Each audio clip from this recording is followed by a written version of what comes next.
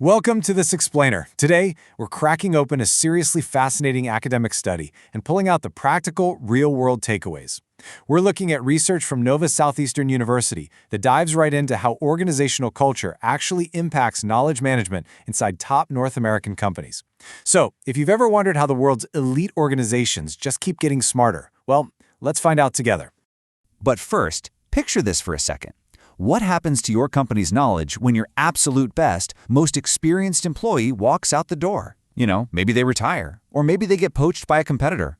Do all their insights, those little shortcuts, and their brilliant problem-solving strategies just walk right out the door with them? Well, for most companies, the terrifying answer is yes.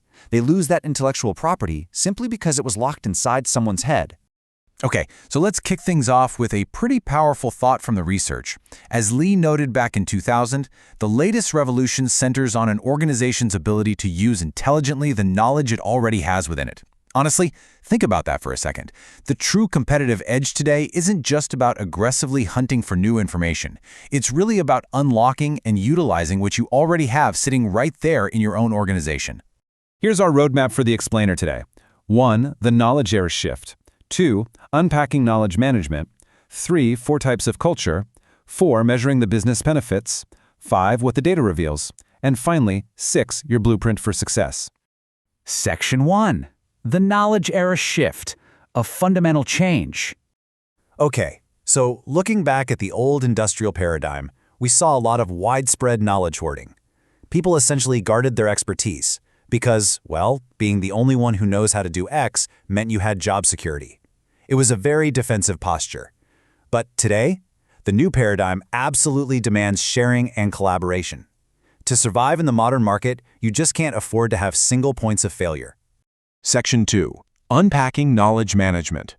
Building the system. So, the strict academic definition focuses on designing tools, processes, systems, and cultures to improve the creation, sharing, and use of critical organizational knowledge. But what does that mean in practical terms? Basically, it's how you stop your company from constantly reinventing the wheel. It's about capturing the sheer genius of your team so that absolutely everyone can use it.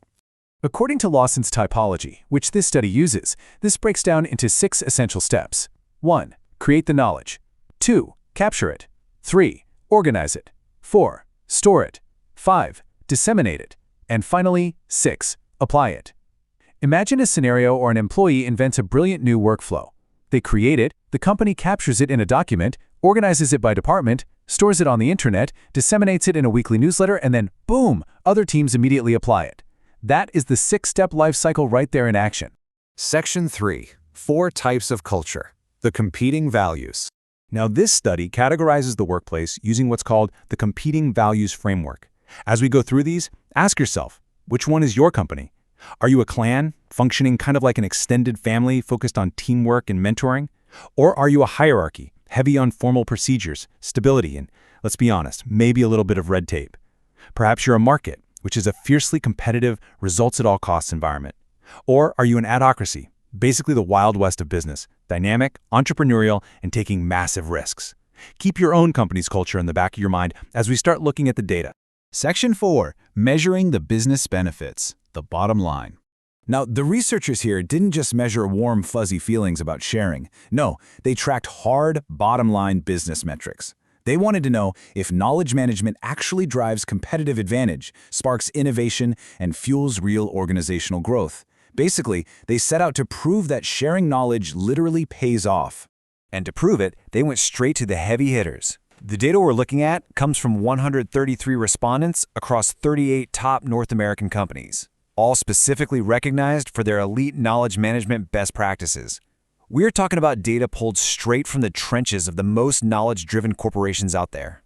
And just to quickly validate the foundation of this study before we hit the actual results, it's highly balanced. We've got a nearly even split here, 47% women and 53% men across all age groups in a variety of departments like IT, HR, and customer service. So this isn't just some niche isolated group, it's a genuine real-world snapshot of corporate North America.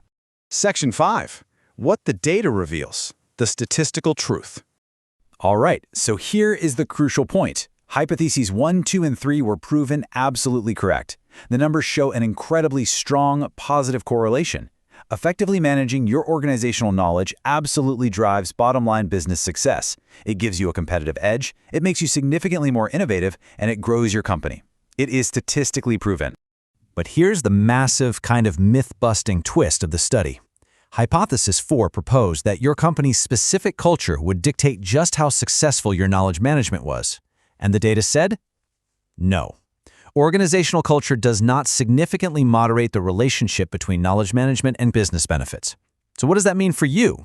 It means whether you're a really strict hierarchy or a super collaborative clan, if you install good knowledge management processes, you're going to see financial success. The system works regardless of your cultural background. Actually, wait, there is one very nuanced caveat here, the adhocracy exception. The data showed that while culture doesn't strictly act as a gatekeeper, an adhocracy culture, that entrepreneurial, risk-taking, highly dynamic environment, comes the absolute closest to actually amplifying the impact of knowledge management, specifically when it comes to organizational growth. So, if you want hypergrowth, an adhocracy acts as the strongest accelerator for your knowledge systems. Section 6. Your blueprint for success. Actionable strategy. So here is your Monday morning action plan, straight from the data. First, stop waiting for the perfect culture to magically appear and start investing directly in tangible knowledge management systems, things like databases, intranets, or formal sharing processes. Second, audit your current culture types so you actually know what you're working with. Third, proactively incentivize sharing over hoarding. You've got to reward the people who teach others. And finally, try to embrace some of those adhocracy traits. Encourage a little more risk-taking and entrepreneurial thinking to really put your growth into overdrive. Which leaves us with this final question to ponder. Look closely at your own team today. Is your organization's culture building a true knowledge empire where brilliance is broadly shared? Or are you just building a really well-organized silo where all your best ideas are trapped behind red tape?